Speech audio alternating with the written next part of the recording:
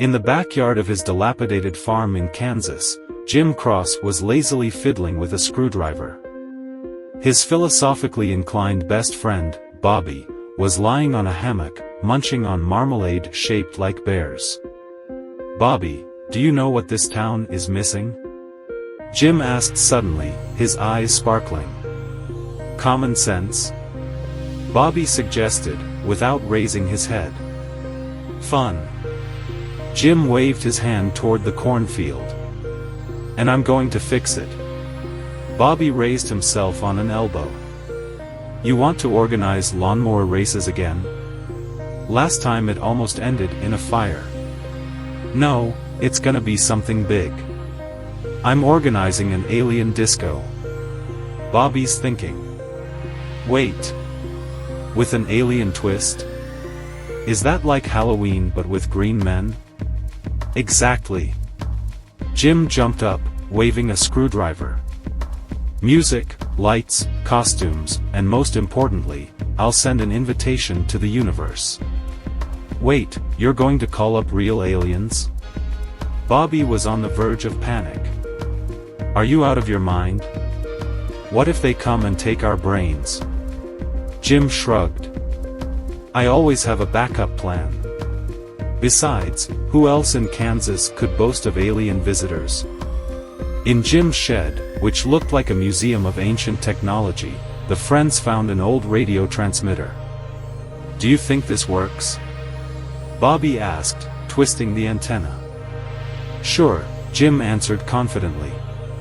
"Look, now I'm going to tune in to the intergalactic channel." After much manipulation and a couple of sparks from the radio transmitter, Jim picked up the microphone. "Hello, universe. This is Jim Cross from Kansas, Earth. We're throwing a huge party. Dancing, hot dogs, lemonade. You won't regret it. The coordinates are attached." Bobby, listening to this, looked like he'd just been told his favorite bar was for sale. "Jim, you do realize that if anyone hears this, we could be the cause of first contact, right?" "Exactly." Jim, pleased as an elephant, clapped his friend on the shoulder. "Imagine, Jim Cross is the man who united galaxies through disco." Saturday came. Everyone in the neighborhood gathered at Jim's field. "So, Jim, where are your aliens?" Susan, the local hottie, sneered, adjusting her tinfoil antennae. "Patience, Susan," Jim replied, stroking his helmet with its "I believe" sticker. In the center of the field was a makeshift stage where the Star Rangers band was already playing. The music was so loud that the corncobs started dancing on their own. And then, the sky lit up with a bright light. "Is that fireworks?" Bobby asked, munching on a hot dog. "It's them." Jim stared excitedly into the sky, where a silvery object that looked like a giant frying pan was slowly descending. The ship landed right on the stage, causing the musicians to panic. Strange creatures emerged from it, 3 meters tall, leather suits with sequins, and disco balls instead of heads. "Hello, Earthlings," came a metallic voice. "We are the galactic vibrators." "Who called?" "It's me." Jim stepped forward. "Welcome to our dance floor." The aliens looked at each other. "That's great. We like to dance. Do you have any energy burgers?" "We have chili dogs," Jim offered. "That'll do," the alien said and headed for the food table, forcing the crowd to part.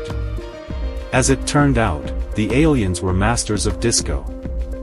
They began to move in a way that made all the Earthlings' jaws drop. Their bodies glowed to the beat of the music, and their disco balls on their heads emitted multicolored beams. Susan, impressed by their grace, took one by the hand. "Dancing?" The alien tilted his head slightly. "Only if you can keep up with our speed."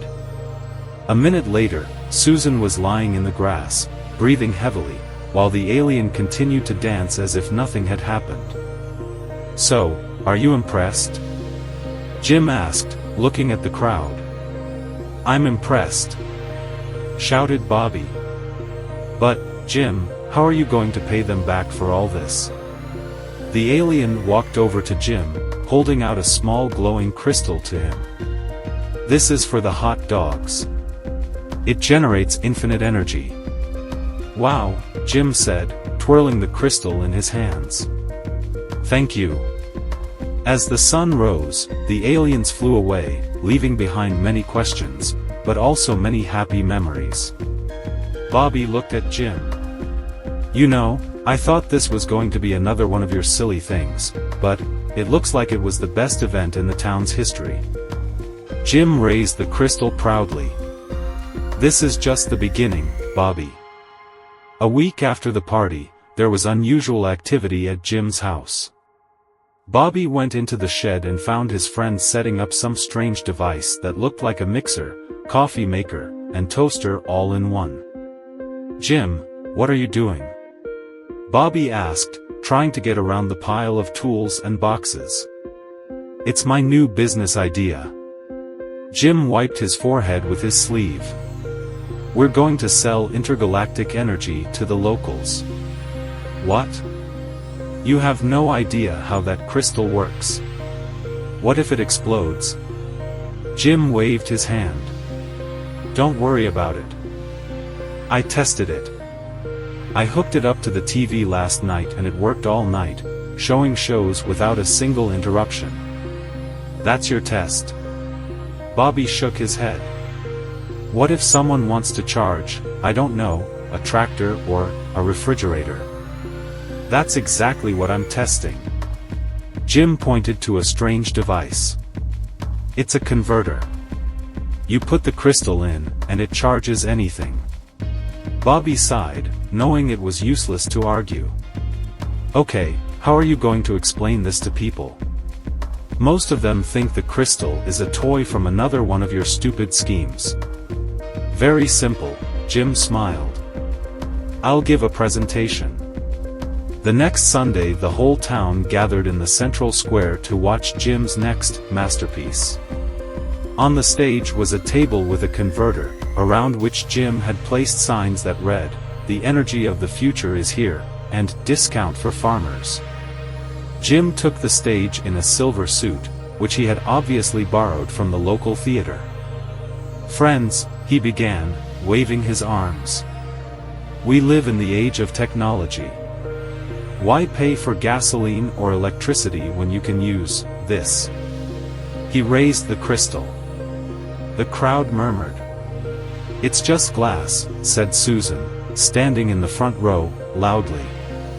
Not quite, Susan, Jim replied, smiling. Look. He inserted the crystal into the transducer, and in a second the whole device lit up, making a low humming noise. Jim plugged in the electric grill, the radio and the fan. Everything worked at the same time. Now you can grill burgers, listen to music, and blow fresh air even if you have a power outage. The crowd gasped. How much does it cost? Mr. Thompson, owner of the largest farm in the area, asked. Free for now, Jim replied, looking at the crowd with a sly smile. But soon I'll start production and open my first store. And where did you get all that energy from? The mayor of the town squinted suspiciously. Jim thought for a second. It was a gift, from alien friends. The mayor wasn't thrilled. You mean you've hooked us up to some unknown technology? Yes, but it works. Jim replied. You can see that. The crowd murmured approvingly. That evening, as Jim was celebrating his success in the barn, something buzzed over his head. A bright beam of light struck the window. Bobby, it's them again, shouted Jim, grabbing the flashlight. The alien ship landed right in the backyard. 3 familiar glowing creatures emerged from it. Earthman Jim, said the alien leader. We have a problem. A problem? What kind of problem? Jim was stunned. You used our crystal. But it's unstable if it's misused. You could accidentally blow up half your city. Jim went pale. But it was working. Only until you overloaded it, the alien explained. We have to remove the crystal. Wait a minute, Jim splashed his hands. This is my big idea. I'm almost a millionaire. A millionaire among the ruins, the alien replied, nodding at the device. You don't want to destroy all your neighbors, do you? Jim sighed, looking at his miracle converter. Fine, take it away. But, maybe you'll leave me something in return? The aliens looked at each other. We can give you other technology. Like a machine that makes perfect burgers. Sounds good, Jim thought. But if I accidentally create a burger that causes an intergalactic war, it will be your fault. The next day, Jim stood in the center square again. Now he was advertising the alien grill. Burgers that will conquer not only your stomach, but the entire galaxy. He shouted into the microphone. The crowd laughed and applauded. Jim knew his dream was still alive. After all, where else but in Kansas could you become famous for stupidity, persistence, and a couple of aliens with a sense of humor?